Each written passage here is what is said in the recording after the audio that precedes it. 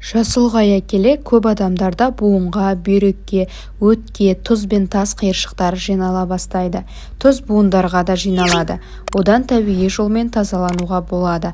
Бірақ өз бетіңізше тәуекелге бармас бұрын дәрігермен кеңесіп, денсаулығыңыз жайлы кеңес алғаныңыз жөн. Одан кейін мына әдісті жасап көруіңізге болады. 5 грамм лавр жапырағын майдалап 300 мл суға салады да оны 5 минут қайнатады. Одан соң бұл қайнатпаны термосқа құйып 4-5 сағаттай сақтайды. Осы дайын болған қайнатпаны әр 12 минут сайын бір шай қасықтан ұрттай отырып 12 сағат ішінде тауысу керек. Бұл процедура 3 күн қатарынан қайталанады да 1 апта үзіліс жасайсыз. Мұнан соң тағы да 3 күн қатарынан қайталағаныңыз жөн. Бұл емді енді келесі жыл тағы да қайталауыңыз керек болады.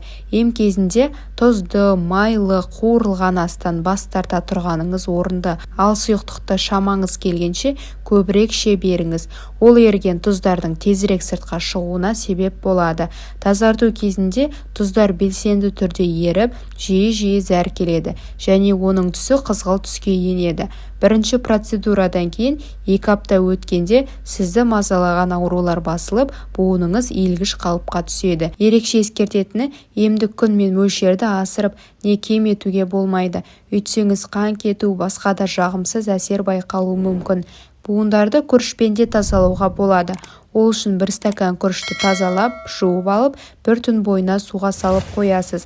Тиімділігі арта түссін десеңіз, 3 күн жібітуге болады.